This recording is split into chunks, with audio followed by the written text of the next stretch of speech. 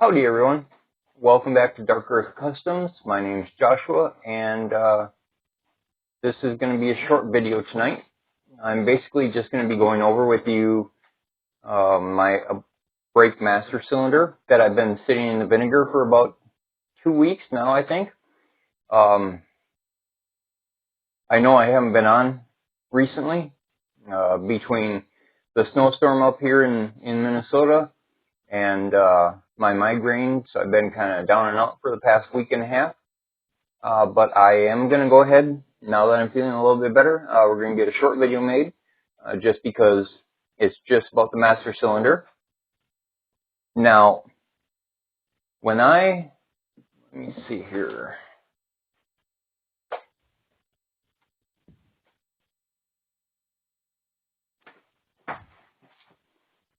I'm just kind of in my basement right now because it's cold out and I don't want to deal with it outside, and the vinegar is going to freeze unless it's in the house. Anyway, I've been saying numerous times that vinegar is the best solution for removing rust. Now, in the video where I removed the master cylinder from the Thunderbird, you saw that it was quite rusty. It was frozen solid, and it had, at that point in time, it was garbage. But because of how corrosive vinegar is to rust, I put it in this container. It's probably a 40-quart container, half filled with vinegar. I think I got like 6 or 7 gallons of vinegar in here. And I just threw it in there and let it sit. Well, the vinegar is pretty cloudy. And this is master cylinder after sitting in the vinegar solution. The plunger here was completely frozen solid. And I checked it, I think it was yesterday, I checked it. And yeah, maybe a drill bit isn't the best thing to hold in your hand. So let me go get a screwdriver, because all we're going to be doing today is just going over, seeing if I can get the piston out, because I know it moves, because I checked it yesterday. Okay, got a screwdriver. So, again, the piston that's inside here, when you press your foot on the brake pedal, there's a piston that moves inside the brake booster and connects and hits the inside of the master cylinder here. This was completely frozen solid with rust and was not moving. Let me see if I can, yep, see, it's even pumping.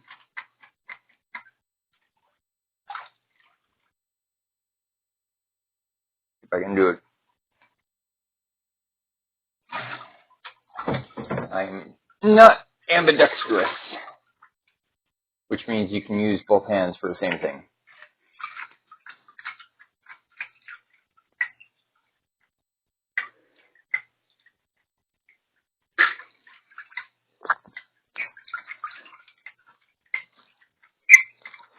Well, anyway, you can see that the piston is moving in and out now.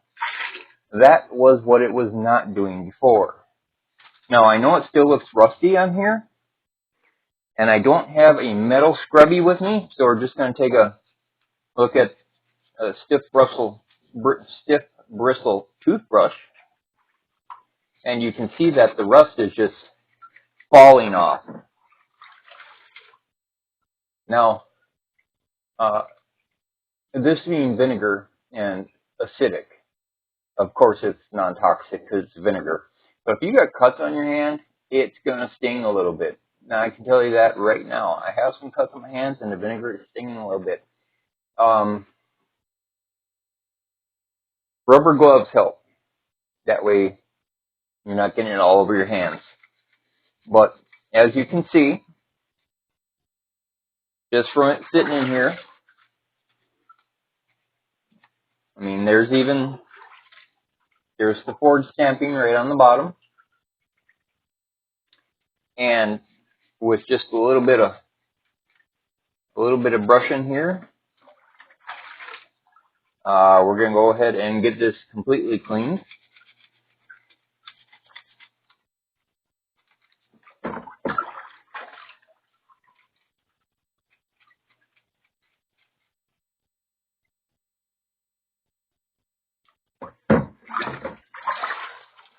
Let me go ahead and see how clean I can get this, and we'll be right back.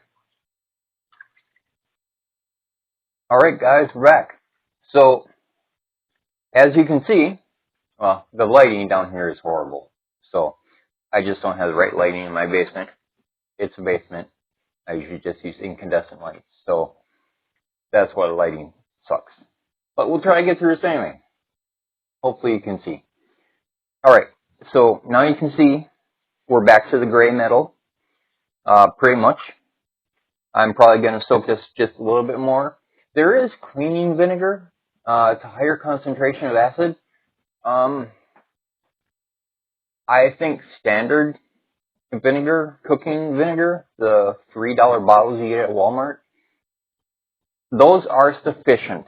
Now, in the case of my engine, where the engine is stuck, what I'm going to be doing is I do have 2 bottles of cleaning vinegar. And I'm going to, once it warms up to where it won't freeze, I will be putting that in the cylinders, because I know the vinegar that was in the cylinders, some of it made it past the rings, which means those pistons are free. Some didn't. Those are the pistons that need to become unseized. So it needs time to sit in the cylinders and eat away at the rust. And that's what I got the cleaning vinegar for, because it's a stronger concentration than this. And that, I believe, will free up the piston rings from the cylinders, and then we can get the engine apart and start rebuilding it.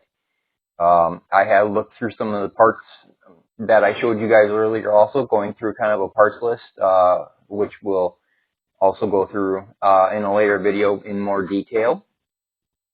But it looks like I have a lot of the stuff already to at least get the vehicle roadworthy and safe. Now, restoration, that's going to come with time, videos further down the road, along with all the rest of my projects. But what I want is just to drive the car. And to do that, it needs to be safe and reliable. So once I get the vinegar down in the cylinders, we'll get that freed up and start all over. Back to the booster. As I said, you can see that it is probably 90% clean here. What I would suggest is once you dry something that's been cleaned in vinegar, you have basically taken the outer coating of the metal off. So what's going to happen is as soon as you dry it, unless the item you have just cleaned is in a location where the moisture is super low, it's going to start rusting very fast. I mean, sometimes even within minutes or hours, it might start rusting again. That means that once it's dry, it needs to be dried off completely. Whether it's nice out, you can put it outside in the sun. Maybe you can, as long as there's nothing that's going to melt, you might be able to put it in your oven on a low heat just to dry it out completely. I wouldn't put it at broil, maybe 150 degrees or however low in the oven goes, just to dry it out. That way you can stop the rust from happening. Obviously, nothing is guaranteed. Rust is going to happen as long as the ability is there. So you got to stop it or try to stop it or slow it down until what you're cleaning can be painted. But this is the way that is 100% natural. My farm here is 100% natural. I don't use anything on my farm that's a chemical cleaner or anything of that nature that's going to disturb the environment. Even my parts washer has to be a non-toxic wash. But again, getting back to this, it needs to be dried thoroughly. That's my point, is it needs to be dried thoroughly. Otherwise, it will start rusting again. Now, also with vinegar, although non-toxic, it will clear your sinuses out real fast. It is potent. As far as I know, you can't die from vinegar fumes, but I'm in my basement. I've had this in my basement for a couple weeks, so it's not giving anything off, but right next to it, woof, what a smell. But I guess I'm kind of rambling on, as I usually do. Next step is what I want to see. Since the plunger now moves, I'm going to use my snap ring pliers. As you can see, there's a snap ring right here on the inside. It's got these two little grooves in it, and once you compress that ring, you can pull it out, and then the inside, guts on the inside, the plunger, the piston, everything else is going to pop right out. And considering this is now freed up, there's a spring in there, it technically should just pop right out. Oh, yeah. Well, the plunger might move, but it doesn't look like the ring wants to.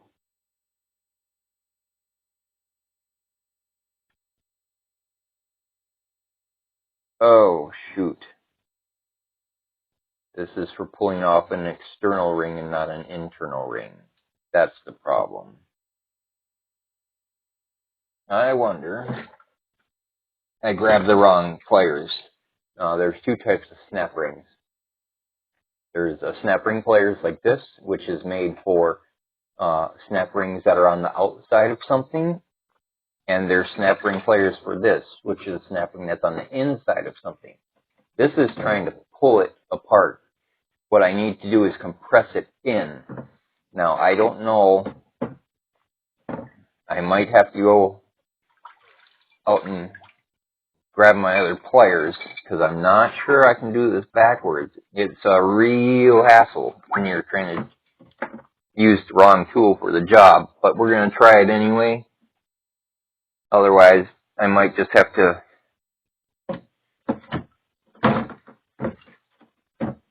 pick this up tomorrow because it's dark and it's cold, and I don't really want to go out all the way out to my barn to get the tools if I don't have them here.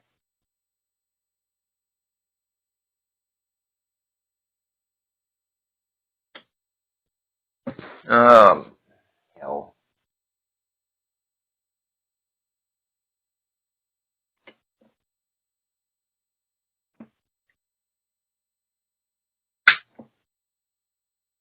Oh, vinegar in the face. Well, I did get it. I did get it to snap, so that's a good sign. So let's see. Oh, come on.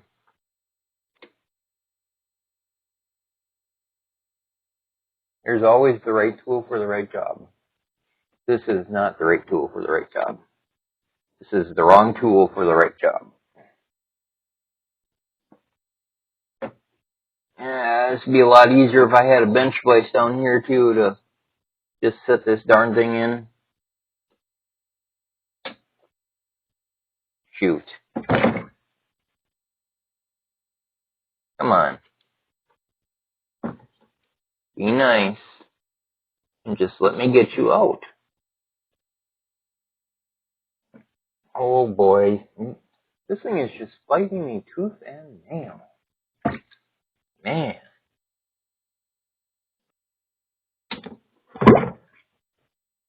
I had it. Pain in the rear end. The ring has to be compressed to such a point that the tangs come together. And I don't think...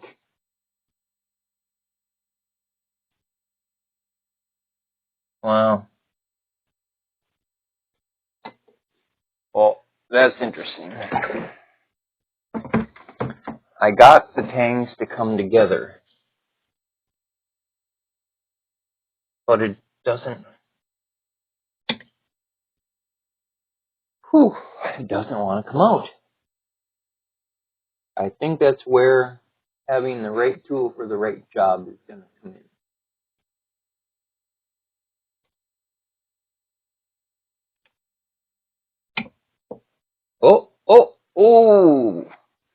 Oh, it looks like I might have got the one side out.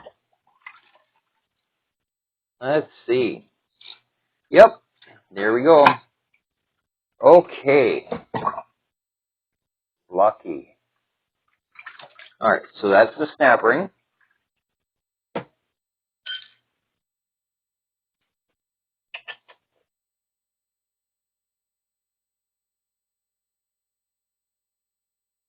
Looks like the piston is not going to be savable. I will look into it though. There is a little bit of rust here, but I don't know if the rubber, the issue that's the biggest problem is this rubber seal. This rubber seal that goes inside the piston to keep the brake fluid in there. If there's any damage to this whatsoever, I have to buy the rebuild kit. So what we're going to do is, or what I'm going to do, is take a look here.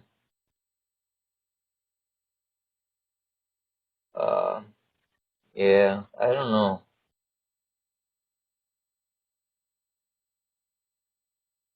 I think what I'm going to have to do, this little rubber,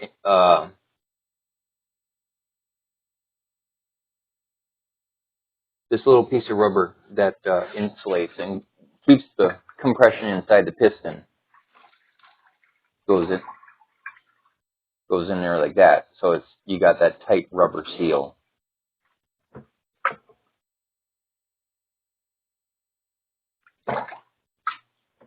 Sometimes, boy, these parts like to fight you. Must be some sort of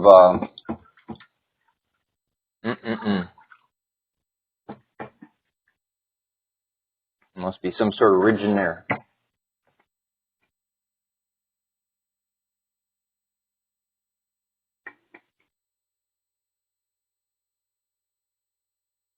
Come on. Yeah, there must be some sort of ridge in the bore.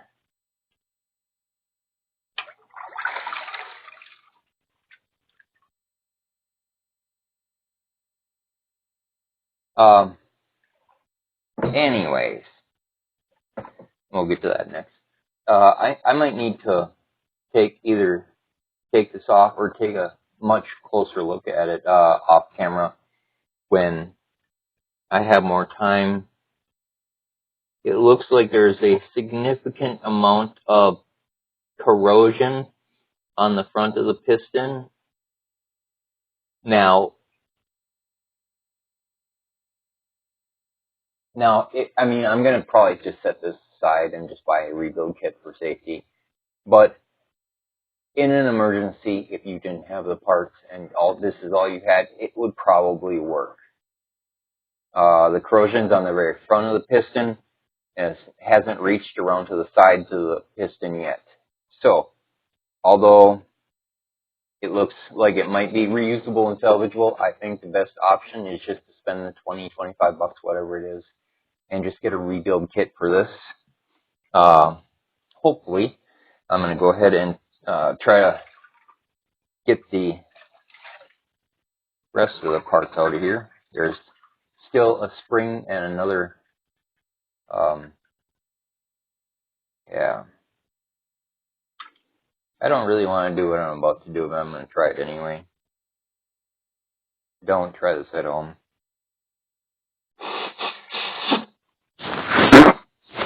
Ooh, gross.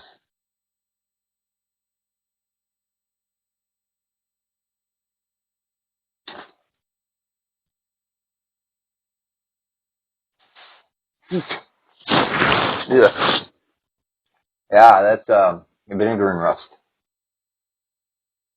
I don't know if you can see the little piece that's still up inside in there. There's another little rubber plug, it feels like, with a spring on the inside of that keeps the motion of the piston. Now, although I can't see the inside, I can't see all the way up yet because I got to get that piston out, or the front side of the piston out somehow. The bore being the inside uh, hole is called the bore, and whether you're in a master cylinder or an engine, the bore is going to be where the piston rides inside of. Um, Pretty smooth. I don't see any significant pitting. That's good, which means this might be salvageable. So as long as the front side of the bore is also smooth, what I'm just going to do is I'm going to go ahead and get a rebuild kit. And I think I'm just going to rebuild this and use it because this is a $120, $130 part. And that's a good chunk of change that can be saved if you can reuse it. So I think we're going to leave that at that for right now. I'm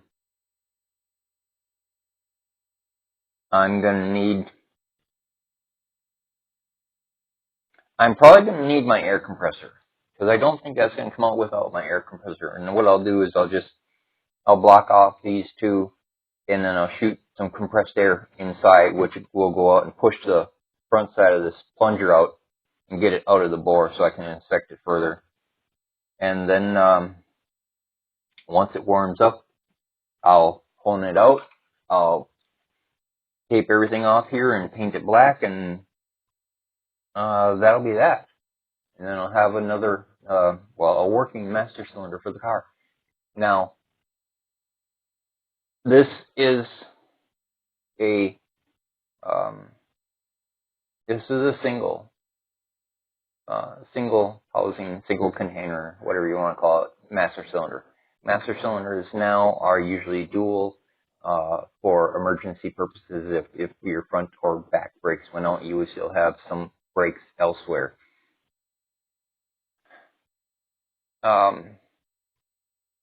Ford, in all their wondrous ideas, although most master cylinders back in the time when this car was made were singles like this, there are some master cylinders that you can buy that are aftermarket. They're aftermarket setups that allow for the dual bank master cylinder. But in that Thunderbird, it is quite expensive and it is very time consuming because the area where this goes is very tight, which means you have to make sure everything you're putting together is in exactly the right spot. I know that as long as all the brake components are new or have been looked over to satisfy my safety standards, I don't think there's any problems with reusing this single master cylinder. I'll rebuild it. I will put it all back together and I will check the rest of the braking system. And as long as all the lines are good, you do some, you take it on the road and you do some hard braking. You got to break the brakes in anyway. So you got to do some hard braking to do that. As long as everything holds, there's countless classic cars that are on the road today that are using these kinds of cylinders. So there shouldn't be any issue whatsoever. So I think I'm going to go ahead. I'm going to end the video. I know I said it was going to be a short video. I expected it to be short. I don't know why my videos just never end up short. They always end up long. I'm not sure what this one's at yet. I haven't checked the time on it. I'm going to go ahead and just put that down in there along with the piston and the ring. Just drop that down in the corner down there. And then I will probably go out tomorrow, maybe check the weather report, see if it's going to be warm up enough to fire up my air compressor and try to blow that front plunger out.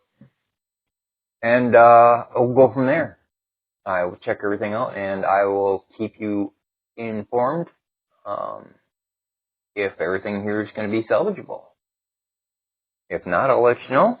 And hopefully I will be able to get out tomorrow, make another video or two. I'm going to try to keep them shorter. I know some people like them short, some people like them long, some people like them in between, between the 30 to 60 minute mark. That's what I would like to keep my videos at. So hopefully I'm not boring you too much. I know today's society has a fairly short attention span, and they get sidetracked easily. I'm one of them. Not all the time, but yeah, I can have a short attention span. So I understand that. And I'm going to try to keep my videos between 30 to 60 minutes and move on to the next job and on the next job and job and job. And I'm going to try to keep making videos as long as I'm feeling good. And I will see you all later. Have a good night.